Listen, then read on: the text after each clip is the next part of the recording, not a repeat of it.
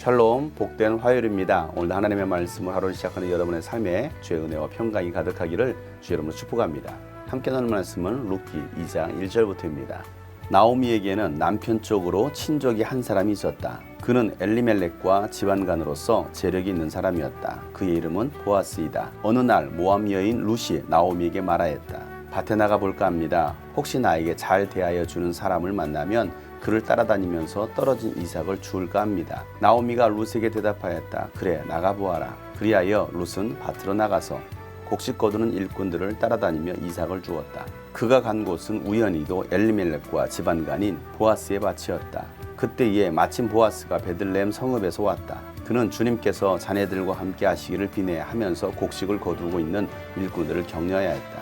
그들도 보아스에게 주님께서 주인 어른께 복을 베푸시기 바랍니다 하고 인사하였다. 보아스가 일꾼들을 감독하는 젊은이에게 물었다. 저 젊은 여인은 네 집 아낙인가? 일꾼들을 감독하는 젊은이가 대답하였다. 저 젊은 여인은 나오미와 함께 모압 지방에서 돌아온 모압 사람입니다. 일꾼들의 뒤를 따라다니면서 곡식단 사이에서 떨어진 이삭을 줍도록 허락해달라고 하더니 아침부터 와서 지금까지 저렇게 서 있습니다. 아까 여기 밭집에서 잠깐 쉬었을 뿐입니다. 보아스가 룻에게 말하였다. 여보시오, 세대, 내가 하는 말을 잘 들으시오. 이삭을 주우려고 다른 밭으로 가지 마시오. 여기를 떠나지 말고 우리 밭에서 일하는 여자들을 바싹 따라다니도록 하시오. 우리 일꾼들이 곡식을 거두는 밭에서 눈길을 돌리지 말고 여자들의 뒤를 따라다니면서 이삭을 줍도록 하시오. 젊은 남자 일꾼들에게는 덱을 건드리지 말라고 단단히 일러두겠소. 목이 마르거든 주저하지 말고 물단지에 가서 젊은 남자 일꾼들이 길어다 둔 물을 마시도록 하시오. 그러자 룻은 엎드려 이 말을 땅에 대고 절을 하면서 보아스에게 말하였다. 저는 한낱 이방 여자일 뿐인데 어찌하여 저 같은 것을 이렇게까지 잘 보살피시고 생각하여 주십니까? 보아스가 룻에게 대답하였다. 남편을 잃은 뒤에 덱이 시어머니에게 어떻게 하였는지를 자세히 들어서 다 알고 있소. 덱은 친정 아버지와 어머니를 떠나고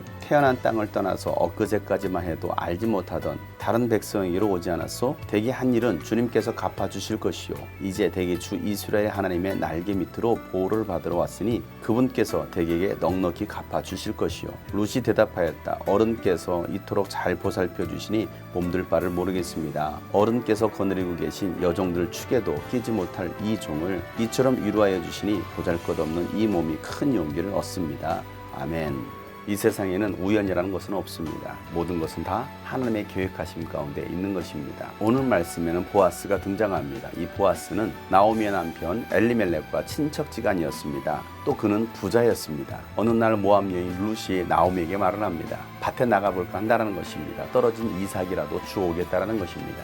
나오미에게는 밭도 재산도 없었습니다. 베들레헴을 떠나 모압으로 갔다가 돌아왔을 때는 텅 빈 채로 돌아왔기 때문에 가진 것이 아무것도 없었습니다. 더군다나 남편도 잃고 두 아들도 잃었기 때문에 나오미는 큰 상심에 빠져 있었을 것입니다. 룻은 더 이상 지켜보고만 있을 수 없었습니다. 그래서 룻이 밖에 나가서 이삭을 주오겠다는 것입니다. 그래서 나오미는 룻에게 그렇게 하라고 말을 합니다. 룻은 밭으로 나가서 일꾼들을 따라다니면서 이삭을 줍습니다. 그런데 그가 간 곳은 우연히도 보아스의 밭이었던 것입니다. 그는 우연히 그곳에 갔지만 이것은 하나님의 계획하심이었던 것입니다. 그리고 때마침 보아스가 베들레헴에서 왔습니다.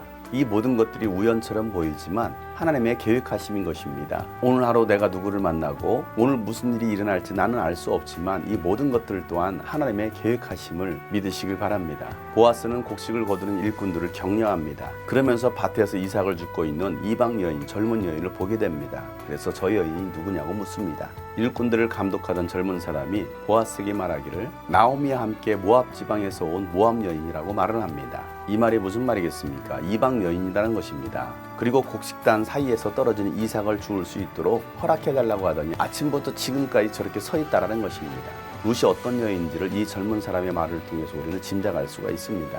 룻은 성실했습니다. 포기할 줄을 모르는 사람이었습니다. 그리고 너무나 가난했기 때문에 시어머니를 위해서라도 이삭을 주어가야 했던 것입니다. 책임감과 인내심이 있었던 룻을 보게 되는 것입니다. 보아스는 일꾼 감독관의 말을 듣고서 룻에게 말하기를 이삭을 줍기 위해서 다른 밭으로 가지 말라는 것입니다. 이곳을 떠나지 말고 일하는 여자들과 함께 바싹 붙어서 이삭을 주우라는 것입니다. 다른 밭으로 가게 되면 위험에 처해질 수도 있기 때문입니다.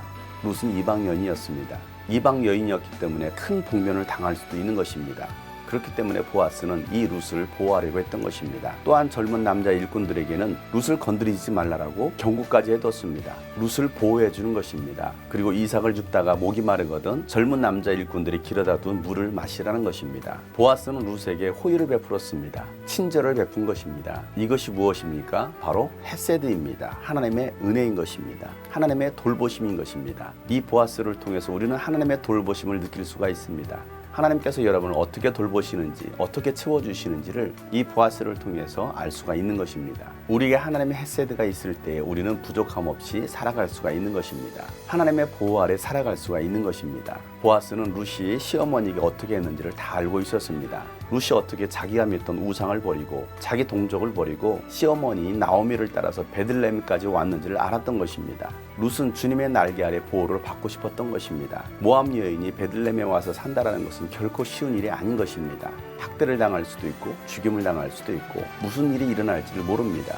그럼에도 불구하고 룻은 모든 것을 내려놓고 나오미를 따랐던 것입니다. 또한 나오미를 어머니처럼 잘 섬겼던 것입니다. 그 모습에 보아스는 감동을 받은 것입니다.